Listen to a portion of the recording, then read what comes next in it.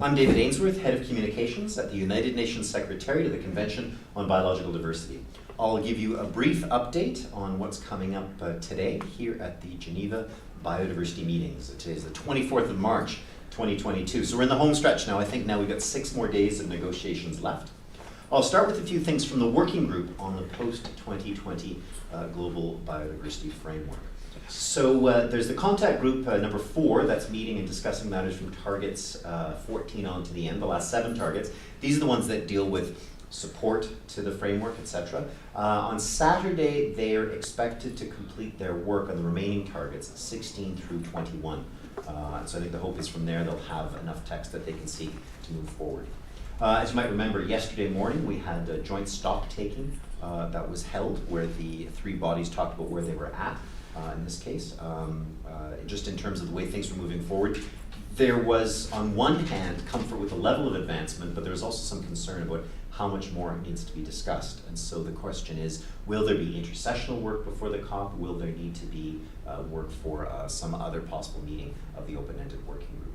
And in general, one of the things that was felt is it's possible that the delegates had really missed negotiating over the last 2 years because a lot of elements were being added. The phrase that's used in the Bureau was making the decisions a Christmas tree, which is to say hanging elements on all the different text rather than consolidating it. With regard to the work group in 2020, the contact group 5 that deals with digital sequence information met the other afternoon. The text appears to be getting more complex.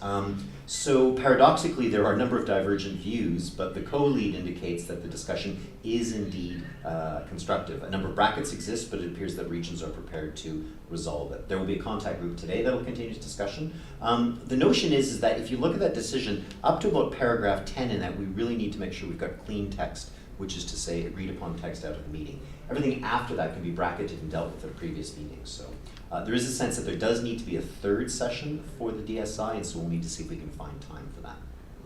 So for the subsidiary body in implementation, they had a meeting of their contact group on the gender plan of action.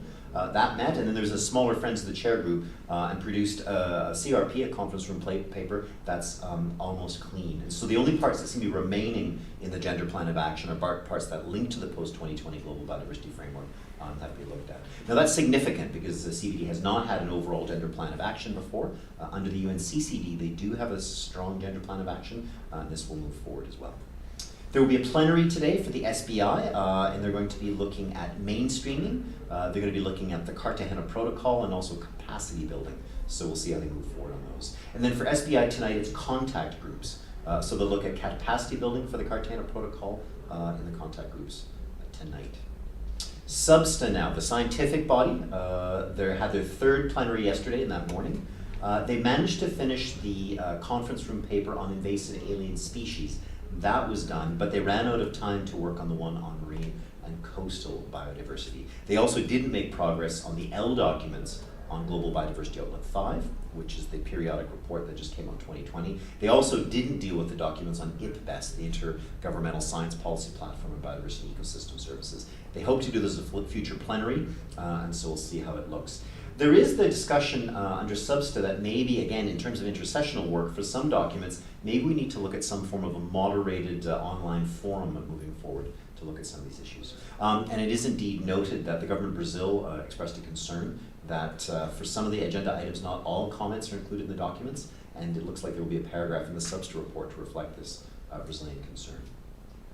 For SBSTA, the monitoring framework contact group met again. It seems to me they're meeting all the time. The good news is that they finalized the indicators for goals B, C, and D of the post-2020 Global Biodiversity Framework. But it is pretty clear they'll have to do more work moving forward, given the long list of indicators for all the targets.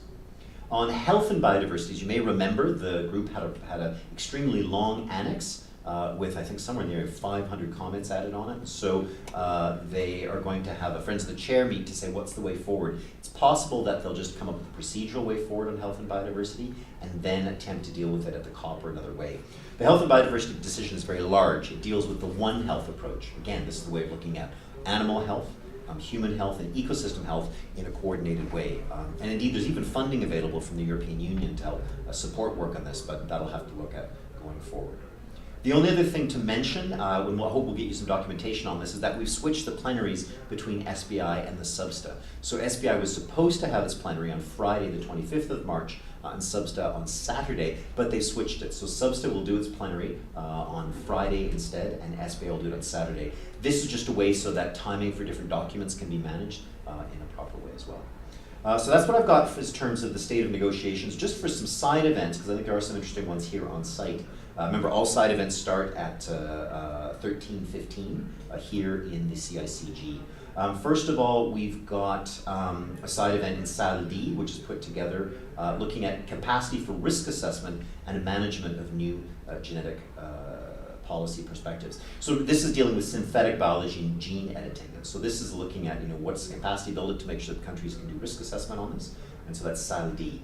We've also got one in Salle 4, which is about environmentally harmful subsidies, finance to harm. So this is organized by Business for Nature, the OECD, the B Team Capital Solution, and it's going to be looking at a dialogue between business and government representatives on this question of subsidies that damage the environment. As you remember, one part of the framework here is to propose a redirection of subsidies that are harmful. The original language was 500 billion to be redirected, so this is going to be part of that contribution. In Salle 9, there's going to be something on the circular economy. This is done by the Global Youth Biodiversity Network Europe, looking at circular economy and perspectives moving forward. And circular economy is important. We've got some ideas of sustainable consumption in the framework, and that will look there as well.